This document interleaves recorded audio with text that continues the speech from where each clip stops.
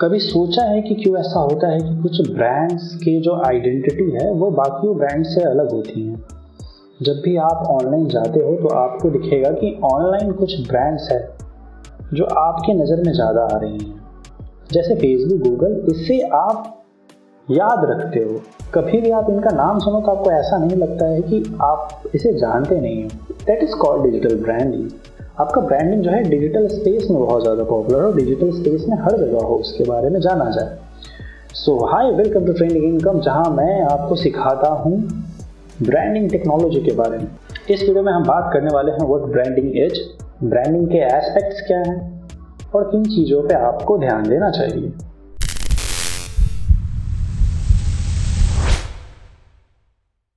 तो चलिए वीडियो को स्टार्ट करते हैं with the basic definition what branding is, I mean what digital branding is. आपका जो ब्रांड है वो खुद को डिजिटली कैसे शो कर रहा है, कैसे वो डिजिटली सबके सामने आ रहा है, that is called digital branding.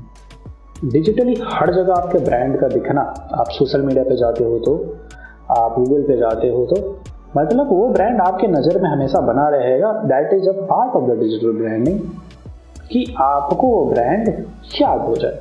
But ये डिजिटल ब्रांडिंग इंपॉर्टेंट क्यों है? Why it is so important? Because अभी जो मैक्सिमम ऑडियंस है वो चीज़ों के बारे में ऑनलाइन ज़्यादा जल्दी समझती हैं as compared to traditional billboards. अभी आप रोड चलते हैं, बिलबोर्ड को देख के कम ज़्यादा उस ब्रांड के बारे में जानोगे एज कम्पेयर टू आप एक वीडियो देख रहे हो, उसमें से वो एक ऐड निकल जाए। अगर आपने उस ऐड को पूरा देख लिया बाई एनी चांस, तो वो ब्रांड ज़्यादा हायर चांसेस है कि 2-3 बार उसे देखने के बाद आपको वो ब्रांड याद हो जाए। This is the power of digital branding. अभी हम मैक्सिमम टाइम बस फोन स्क्रॉल करते रहते हैं, कुछ ना कुछ हमेशा फोन पे करते रहते हैं, तो हमारा सारा का सारा अटेंशन जो है आपके उस रेक्टेंगल शेप के डिवाइस में आया पड़ा है। Either it be laptop, either it be phone, either it be tablet. और डिजिटल ब्रांडिंग आपके नज़र के सामने उसे डिजिटल फॉर्मेट में आने का नाम है। अगर वो आपके सामने आया तो हायर चांसेस है कि आप उस ब्रांड से खरीदोगे, हायर चांसेस है कि आप डिजिटल ब्रांडिंग अगर किसी ब्रांड का अच्छा है तो उसके सेल्स आगे जाएंगे, हायर चांसेस है कि एक इमोशनल कनेक्ट बैठ पाएगा। नाउ लेट्स टॉक अबाउट कि एक डिजिटल ब्रांडिंग में क्या क्या की एलिमेंट्स होते हैं, कौन कौन से पार्ट्स हैं जिन पे आपको ध्यान देना है जब भी आप ब्रांडिंग के बारे में सोच रहे हो। क्योंकि ऐसा तो है नहीं कि बैठे बैठे वो पॉपुलर हो जाएगा। स्पेसिफिकली आपको चीज़ों को टारगेट करना पड़ेगा अगर आप चाहते हो कि आपका ब्रांड जो है डिजिटली थोड़ा ग्रो करे। तो चलो मैं एक एक करके उन सभी एलिमेंट्स की बात करता हूँ। सबसे पहला एलिमेंट जो मैं बात करूँगा वो है ब्रांड आइडेंटिटी। मतलब का भला भाई, ब्रांड आइडेंटिटी मीन्स कि आपका ब्रांड दिख कैसा रहा है, उसका कलर क्या है, उसका थीम क्या है, उसमें फॉन्ट्स क्या यूज़ हो रहे हैं। सुनने में बहुत बेसिक चीज़ें लगेंगे, बट इन्हीं चीज़ों को सही तरीके से यूज़ करने पे आपका जो ब्रांड है वो अपीलिंग दिखता है। सपोज कर लो आपने अपने ब्रांड में बहुत सारे तरह भरक रंग भर दिए, यूज़र कंफ्यूज हो जाए कि क्या सोचना था, आपके ब्रांड का एक इमेज कैसे बनाना है। मैं एक एग्जांपल देता हूँ, आप समझ पाओगे कि इन कलर्स का, इन फॉन्ट्स का क्या डिफरेंस। अगर आपको मैं स्काई ब्लू दिमाग में विजुअलाइज करने के लिए बोलूँ तो क्या विजुअलाइजेशन आता है? एक काम सूथिंग सा सेंस आता है एक स्काई ब्लू कलर के साथ। अगर मैं रेड अज्यूम करने के लिए बोलूँ तो क्या सोच दिमाग में आता है, क्या फील आता है अंदर? थोड़ा सा अग्रेशन रेड कलर के साथ आता है। अगर मैं ब्लैक एज्यूम करने के लिए बोलूँ तो थोड़ा सा स्टाइलिश, या आपको एक डार्क वाली एक वाइब आएगी। This is the power of colours. और वही कलर्स आपके ब्रांड में भी दिखते हैं। कोई भी ब्रांड जो आप देख रहे हो उसमें जो भी कलर यूज हुए हैं वो बहुत सोच समझ के सिलेक्ट किए गए रहते हैं। Now the second point that you must give attention two is brand voice and tone. मतलब वॉइस एंड टोन का मतलब है कि आपका ब्रांड जो है साउंड कैसा करता है। आपके ब्रांड में एक प्रोफेशनलिज्म छलकना चाहिए या एक फ्रेंडलीनेस छलकना चाहिए। वो मैटर करता है। अगर आपका ब्रांड किसी ऑफिस वर्क के बारे में, तो उसमें अगर एक प्रोफेशनलिज्म होगा तो उसकी ग्रो करने के चांसेस ज़्यादा है, क्योंकि जब भी कोई इंसान एक ऑफिस से रिलेटेड चीज़ करेगा तो हायर चांसेस है कि उसका जो मेंटालिटी है वो एक प्रोफेशनल होगा, उसे कुछ ना कुछ प्रोफेशनल चीज़ ही अट्रैक्ट करेगी, क्योंकि उसमें गलतियाँ नहीं चाहता।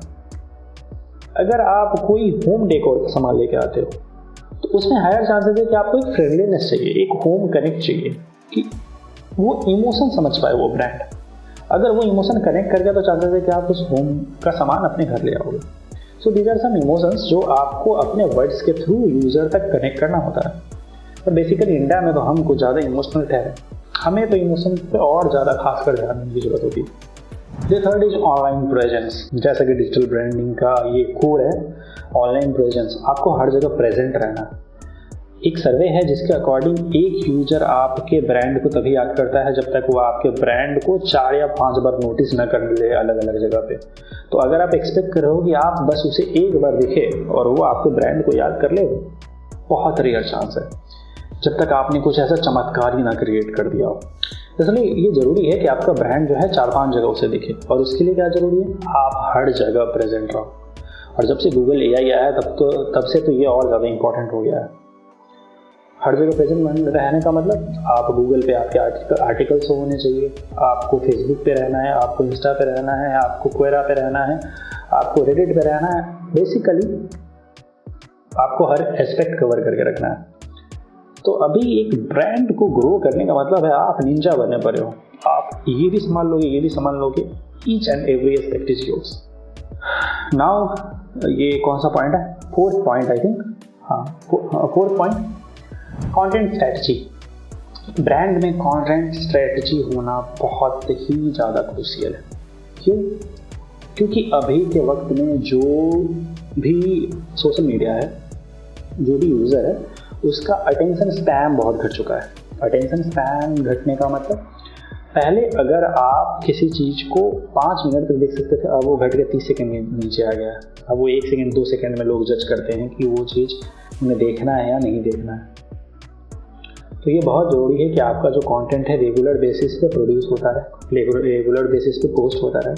अगर वो रेगुलर बेसिस पे पोस्ट नहीं हुआ तो आप उनके नज़र के सामने नहीं आ पाओगे। जो भी सोशल मीडिया है like Insta, YouTube, Facebook and all this, वो भी ये देखते हैं कि आप अपने चैनल पे रेगुलरली पोस्ट कर रहे हो या नहीं। अगर आप रेगुलरली पोस्ट नहीं कर रहे तो उसके लिए आपके चैनल को पेनलाइज किया जाता है। So this is very important कि आप एक कंटेंट स्ट्रेटेजी बनाओ कि आपको कब ब्लॉग पोस्ट डालने हैं, कब इंस्टा पोस्ट डालने हैं, कब कौन सा कंटेंट कहाँ प्रोड्यूस करना है। And the final point, user experience. What user experience means, जो यूज़र आपके ब्रांड को यूज़ कर रहा है, सपोज को आप कोई सर्विस बेच रहे हो, तो उस सर्विस में उसका फाइनल एक्सपीरियंस क्या जा रहा है। अगर उसका एक्सपीरियंस ख़राब है तो आपको उसे नोट करना है, आपको उसे ठीक करना है। अगर उसका एक्सपीरियंस अच्छा है, आपको वो भी नोट करना है कि क्यों अच्छा है, उसे और इम्प्रूव करना है। नाउ एक बहुत फाइनल पॉइंट मैं इसमें कवर करना चाहूँगा, digital branding and digital marketing. लोग इन दोनों में बहुत कन्फ्यूज हो जाते हैं कि सेम ही तो लग रहा है, सेम ही होगा। नहीं, ये भले देखने में सेम जैसे हैं बट ये सेम नहीं। आप ये समझो, आपने एक नींबू और एक ऑरेंज को आसपास में रख दिया है, देखने में दोनों ऑलमोस्ट सेम जैसे लग रहे हैं, but both are 2 different things. Digital branding and digital marketing है क्या? डिजिटल ब्रांडिंग इज, आपका जो ब्रांड है आप उसके बारे में बात करो, ब्रांड का यूजर से आप एक कनेक्ट बना पाओ। आपका जो फाइनल मोटो होता है डिजिटल ब्रांडिंग में वो होता है। अगर मैं ट्रेंडिंग इनकम की बात करूं तो मैं ट्रेंडिंग इनकम पे कुछ भी कर रहा हूं ताकि आपके दिमाग में ट्रेंडिंग इनकम छप जाए, ताकि जब भी टेक्नोलॉजी की बात आए आपके दिमाग में ट्रेंडिंग इनकम आना चाहिए, जब भी पैसों के बारे में बात आए आपके दिमाग में ट्रेंडिंग इनकम आना चाहिए, जब भी डिजिटल स्पेस की किसी नॉलेज की बात आए आपके दिमाग में ट्रेंडिंग इनकम आना चाहिए, जब भी आप के दिमाग में कोई क्वेरी अटके कि इसका सॉल्यूशन कहाँ मिलेगा, तो उस वक्त आपके दिमाग में ट्रेंडिंग इनकम या इसका कम्युनिटी आना चाहिए। तो ये जो ट्रेंडिंग इनकम है, ये मेरा ब्रांडिंग हुआ, क्योंकि मेरा टारगेट है कि ये जो ब्रांड है आपके दिमाग में अटके। What is digital marketing now? Digital marketing is जब आप अपने किसी प्रोडक्ट को आगे प्रमोट करते हो, सपोज करो